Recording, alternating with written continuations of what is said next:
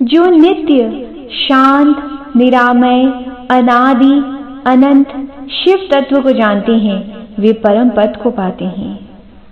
जय श्री राम भक्तों। Doctor justice को आप सभी श्रद्धालुओं के लिए स्कंद पुराण से सोमवार व्रत कथा का संपूर्ण विवरण लेकर आए हैं।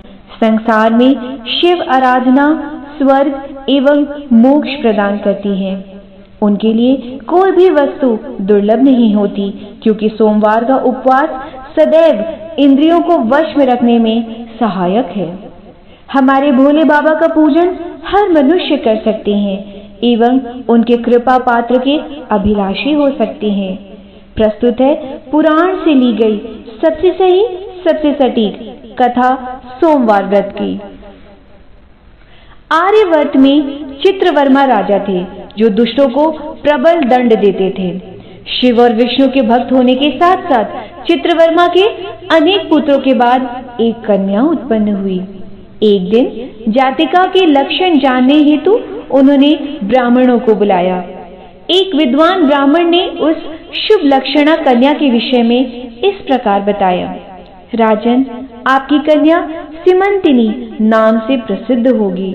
यह उमा माता के सदृश मंगलकारी, दमयंती स्वरूप, सरस्वती माँ की तरह सब कलाओं में निपुण और लक्ष्मी कारक होगी। परंतु यह 14 वर्ष में विधवा हो जाएगी। राजा पर मानो वज्राघात हो उठा, पर विधाता की नियति मान वे मौन हो गए। सिमंतिनी जब सयानी हुई तो उसे वैधव्य योग के विषय में जानकारी हुई। वह मुनि याज्ञवल्क्य की भार्या मैत्री के पास गई। मैत्री जी ने शिव पार्वती का सोमवार को व्रत एवं पूजन सुझाया। साथ ही चेतावनी दी कि महाकलेश में भी व्रत पूजन न छूटे। सिमंतिनी का विवाह चंद्रांगद नाम के एक सुयोग्य वर से संपन्न हुआ, किंतु एक दिन वे यमुना के पार जाने हेतु नाव पर सवार हो गए। भंवर में फंसकर महाजल में अदृश्य हो गए। राजा चित्रवर्मा शोक से व्याकुल हो गए और सिमंतिनी सती होने को उद्यत हो उठी, पर पिता के रोकने पर वैधव्य स्वीकार कर शोकग्रस्त जीवन व्यतीत करने लगी। माँ मैत्री की बात उसे फिर भी ध्यान थी, इसलिए उसने सोमवार व्रत एवं शिव गौरी का पूजन नहीं छोड़ा। इस तरह उसे 3 वर्ष बीत गए। चंद्रांगद को नाग कन्याएं मिली और वे उसे पाताल लोक में ले गईं और तक्षक नागराज के सभा सदन में लेकर चली गईं। तक्षक ने उसका परिचय पूछा। तब चंद्रांगद ने उसे सब बता दिया और अपने आराध्य देवादि देव का भी वर्णन किया। देव नदी गंगा जिनके मस्तक पर स्थान पाकर सुशोभित होती है, भगवती जगदम्बिका जिनके अर्धांग में निवास करती हैं, तक्षक और वासुकी जिनके कर्ण के कुंडल हैं, वे चंद्रशेखर शिव मेरे परम आश्रय हैं। तक्षक ने प्रसन्न होकर उसे वहीं रुकने के लिए कहा, परंतु चंद्रांगद उत्तम पुरुष का उदाहरण देते हुए मनुष्य लोक जाने का निवेदन करने लगा। तक्षक ने उसे एक अश्व भेंट किया जो इच्छानुसार चलता था। चंद्रांगद बाहर आ गया। संयोग से सिमंतिनी भी वहां स्नान के लिए आई थी, क्योंकि वह सोमवार का दिन था। सिमंतिनी को चंद्रांगद देखने लगा।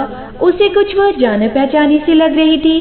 सिमंतिनी की सहेलियों ने उसका परिचय दिया कि दुर्भाग्यवश वैधव्य को प्राप्त कर वह किस प्रकार सूख रही है। अपनी निर्मल अंतःकरण वाली सदाचार परायणा पत्नी के विषय में जानकर वे चुप हो गए। सिमंतिनी स्वामी की याद में रोने लगी, पर कुछ क्षण बाद उसे आभास हुआ कि एक पर पुरुष के लिए उसका चित्त इतना अधीर क्यों हो रहा है। इस समय यह निश्चय ही उसका पति होगा। यह सोचकर वह उसके तरफ देखने लगी। चंद्रांगद उसे कल्याण हो का आशीर्वचन देकर नगर को चले गए।